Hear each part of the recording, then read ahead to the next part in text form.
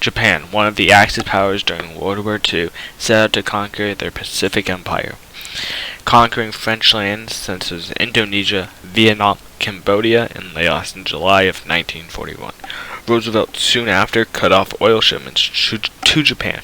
Despite oil shortages, the Japanese continued their conquests. Admiral Iwasaki Yamamoto, Japan's greatest naval strategist, also called for an attack on the U.S. fleet in Hawaii. It was, he said, a dagger pointed at Japan's throat and must be destroyed.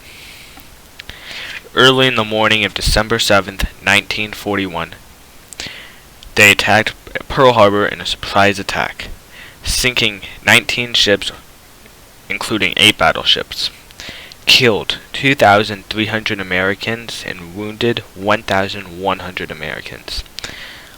When the news reached the White House, President Roosevelt addressed Congress and declared war on Japan.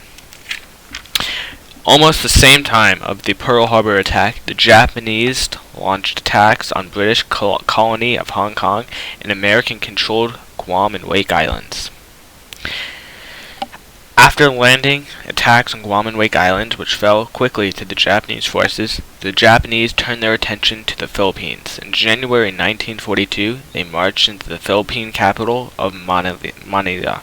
American and Filipino forces took up defensive positions on the Bataan Peninsula. After 3 months of tough fighting on the Bataan Peninsula, it finally fell in April. Now Japan controlled 1 million square miles of Asian land, which had inhabitants of around 150 million people. However, the Japanese did treat the inhabited people of their new colonies with extreme cruelty. The Japanese reserved their most brutal treatment for Allied prisoners of war. The Japanese considered it dishonorable to surrender and had contempt for the prisoners of war in their charge. On the Bataan Death March, a forced march of more than 50 miles up the peninsula, the Japanese subjugated their captives to terrible cruelties. Of the approximate 70,000 prisoners who started the Bataan Death March, only 54,000 survived the march. How many died during the Bataan Death March?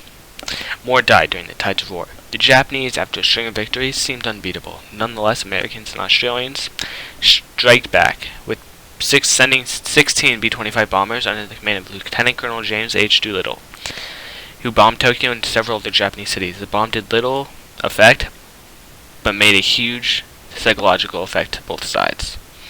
After this bombing, the Battle of the Coral Sea was something of a victory for the Allies that had stopped Japan's southward advance. Japan's next target, Midway, was 1,500 west of Hawaii, the location of a key American airfield.